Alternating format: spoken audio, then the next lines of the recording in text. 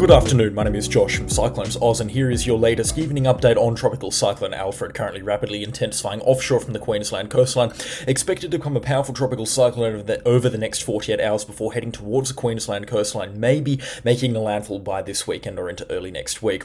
All of the details on this system, plus more coming up in today's weather update. If you are brand new to the channel, please consider subscribing and also become a channel sponsor today by clicking the join button down below. Let's get stuck straight into things with Tropical Cyclone Alfred. Just a brief update before we jump into the forecast, and I'll tell you what you should be doing to prepare for this tropical cyclone if you live on the Queensland coastline.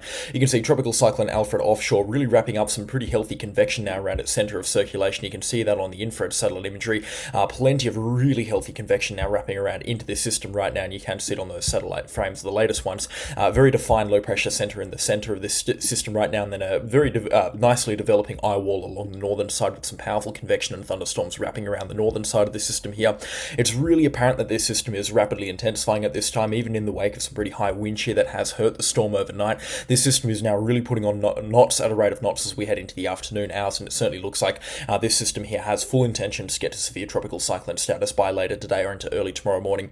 At the time of recording, this system is a Category 2 strength tropical cyclone with winds of 130 kilometers an hour, gusting up to 150 kilometers an hour. It's likely to strengthen beyond that up to Category 3 strength severe tropical cyclone status, which, knowing my luck, will happen when this video releases. The question is if this will get to Category 4 status right now is a little bit uncertain. I'm not really putting my money on it, but forecast models are suggesting that it will get quite close to that, especially the Axis forecast model, which, mind you, can be a bit of a highballer in terms of how much wind these tropical cyclones can have, but the Axis is suggesting it. That's what the Bureau of Meteorology will base their forecast off of, so I would not be surprised if we saw a Category 4 chance here at this with this tropical cyclone, but if it does, it's going to be potato-potato. It really doesn't matter that much for Queensland. A Category 3 or Category 4 strength tropical cyclone, there's not an awful lot change in terms of how strong this system will be, and considering the fact it will be on a weakening trend as it approaches the Queensland coastline again, I don't really feel like that question matters too much.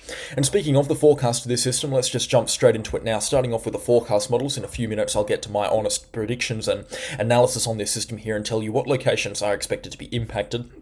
The GFS forecast model has for the last couple of days called this system to continue heading further south, and then by Friday moving over sort of Frederick Reef and then towards the Queensland coastline area. You can see kind of taking a bit of a bootleg shape here through Saturday and Sunday, heading pretty much directly towards the west, towards Mackay, and then kind of at the last minute turning towards the south and making a landfall around the Rockhampton or Agnes Water area, which this morning was suggested to be around the Yeppoon and Rockhampton area. Now it's suggested to be around the Gladstone and Agnes Water area. So again, really good model congruency between the GFS forecast. They're not budging at all on their Queensland landfall forecast and projection right now, which gives me a more confidence in saying that the GFS forecast is going to pan out pretty much exactly how it's been saying for the last couple of days. What we look for a certain and a good forecast is congruency and consistency between the forecast models, and considering that the GFS has been very consistent over the last couple of days, it makes me believe that it is a reliable forecast model. And taking into account as well that we're going to have a strong high pressure belt apparent in the Tasman Sea, you can see strong high pressure systems expected to develop over the top of New Zealand by this weekend. They will temporarily weaken off through Sunday, but they will build once again. That's what's allowing the storm to head further towards the south through Saturday night into Sunday morning, but they'll build once again through Monday in the Tasman Sea, and this high pressure ridge will then drive this cyclone towards the Queensland coastline.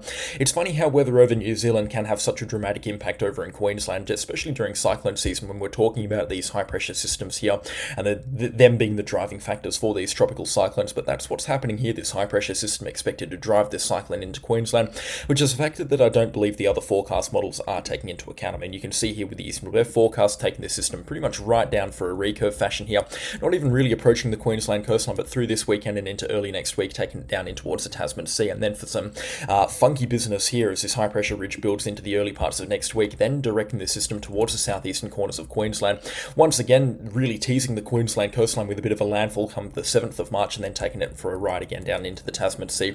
I really can't make sense of what the Eastern Weather has to say in this forecast here. You can see them actually calling for a landfall on the 12th of March here outside of Bundaberg. That's a full 10 days later beyond what the GFS is calling for a landfall here, so I think that the Eastern Weather is just a little bit unsure, a little bit cuckoo in terms of what is expected to happen here, especially considering all reasonable forecast model guidance is kind of taking this system on a one-way trip, whether that's into Queensland or whether that's down into the Tasman Sea into a premature grave. It's a little bit too early to tell at this time for certain, and I'll get to the details in that in just a few moments, but I don't think that this system's going to meander around for a full week in the Tasman Sea or the southern extremities of the Coral Sea and tease southeast Queensland with landfalls and rainfall. I really don't think that that's going to happen. That'd be a very hokey-pokey track indeed, and that certainly will be quite. They'd be keeping the people of southeast Queensland into the northeast of New South Wales on edge for a lot of time, that's for sure. Cross-referencing that with the Axis G3 forecast, which has been pretty similar to the Eastern Weather for the last couple of days, the Axis is calling for this system to be on a pretty much one-way trip out of the Coral Sea into the southern extremities of the Tasman Sea and then down towards New Zealand by the looks of things. So again, the Axis actually does have a bit of a direction in mind for this system here. Same deal with the GFS forecast model. And if there's one thing that we can take away from that is that this system's not going to be meandering around in the Tasman Sea or the Coral Sea. That's just because the Eastern Weather is such an uncertain model right now and it can't really be making its mind up. Anyways, let's just jump into my forecast right now. I don't want to be confusing people in regards to this tropical cyclone. Here's my honest projections with this system, which right now is a little bit of a stretch to call it a forecast, considering I myself am still a little bit uncertain with this system. I'm expecting steady strengthening over the next couple of days before that high pressure ridge begins to direct this system as it gets further south of a line of around Mackay by this weekend. Right up until Friday, I'm very much set in stone in terms of this system heading due south and intensifying slowly before that weakening starts to kick in by Friday night into Saturday morning. Again, that kind of direction change towards the Queensland coastline. I don't reckon it's going to take a bootleg track. I reckon it's going to kind of head in one straight direction towards the Queensland coastline, whether that's due towards the west or due towards the south and eclipse kind of Fraser Island or Bundaberg. Still a little bit uncertain at this time, but I reckon the most likely track that this system's going to take is get itself over the Frederick Reef or the Caddo Island area and then heading directly towards Rockhampton or somewhere between Rockhampton and Bundaberg at this time. A landfall south of Rockhampton is rather rare. They don't happen too often, but I do reckon that a landfall around the Rockhampton area is certainly a plausible scenario here with Tropical Cyclone Alfred.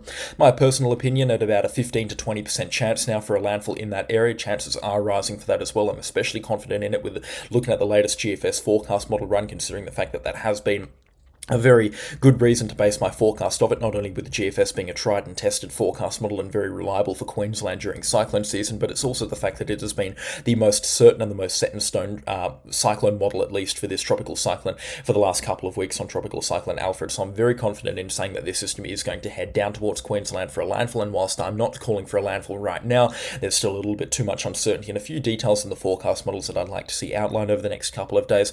I'm more confident than ever in saying that this tropical Cyclone Alfred will make a landfall somewhere between Mackay down towards Bundaberg, most likely around the Rockhampton area or slightly towards the north here. The forecast models have been suggesting that for a couple of days now, and the GFS really on board with it, and as such, I see no reason to be doubting that. Whilst there is a chance of this system recurving, I still reckon it's going to get quite close to the Queensland coastline. I really don't see it being a fighting chance of competing with this high-pressure system here unless it heads very far out to sea towards New Caledonia, but we know for a fact that that's not going to happen now. I really don't see this system having a fighting chance with this high-pressure system here. I reckon that this high-pressure system, even though it's not the strongest one that I've seen in the Tasman Sea, it's still going to be strong enough to direct this system right in towards the Queensland coastline, and as such, I really see no reason to doubt the GFS forecast here. I think it's the eclectic mix, the perfect eclectic mix of taking every factor on the forecast and with the models into account here, which again is what we want to see as a cyclone tracker, that's for sure.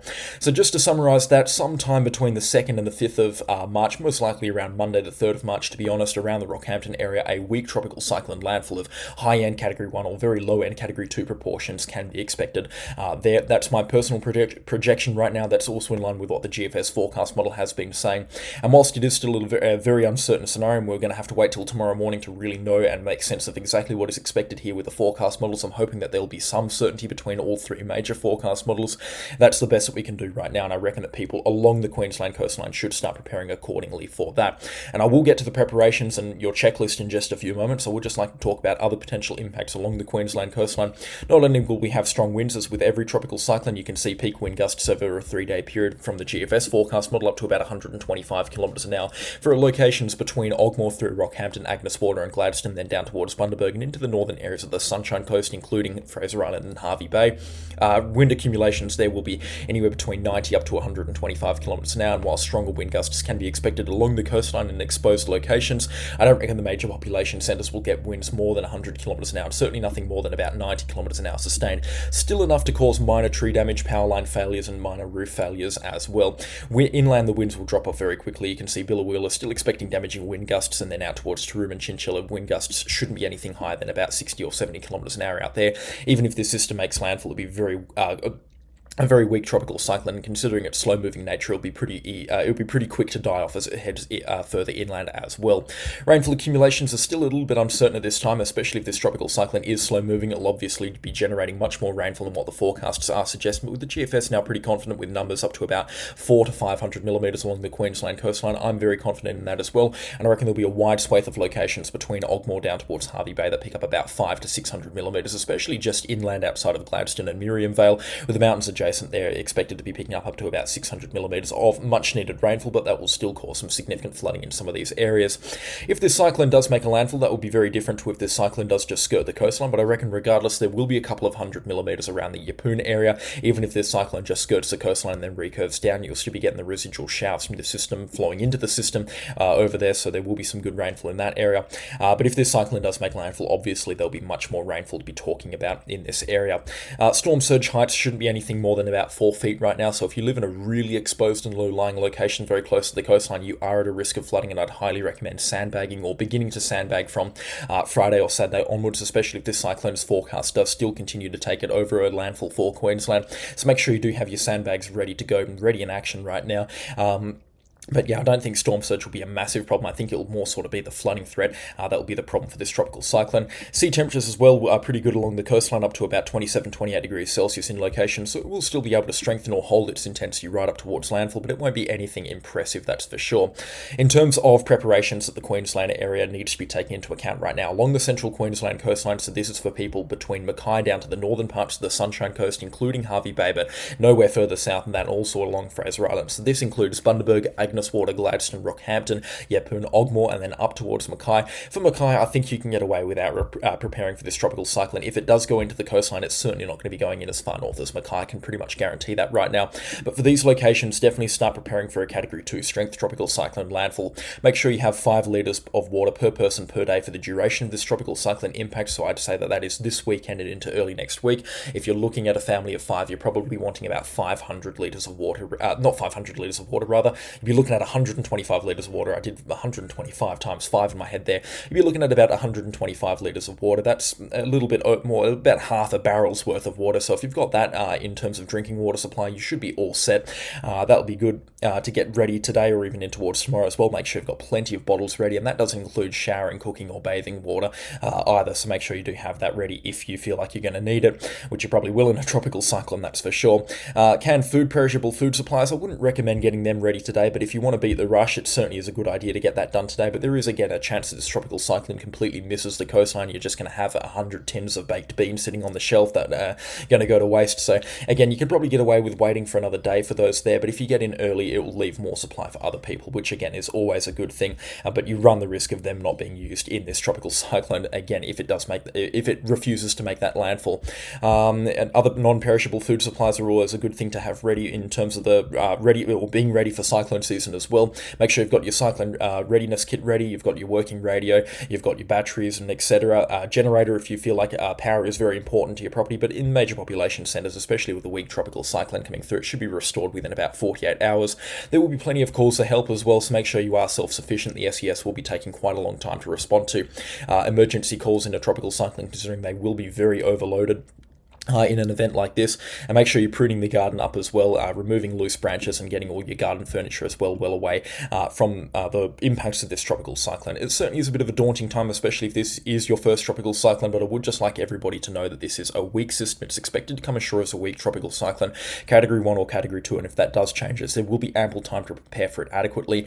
Impacts shouldn't be too extreme or definitely not too extensive either. The main threat from this tropical cyclone is actually the rainfall and as such the flooding threat, so if you live in a flood-prone prone area, then it's certainly time to begin preparations, because regardless of this tropical cyclone's landfall or track, if it does come close to the Queensland coastline, lots and lots and lots of rainfall in a short period of time can be expected. Stay cool, calm and collected. Make sure you're staying up to date with the Bureau of Meteorology and your favourite trackers on YouTube and Facebook. Make sure you're getting plenty of different aspects from this forecast here, so checking the forecast models of Bureau of Meteorology and all your favourite trackers and chasers as well. Plenty of good information out there on this system right now.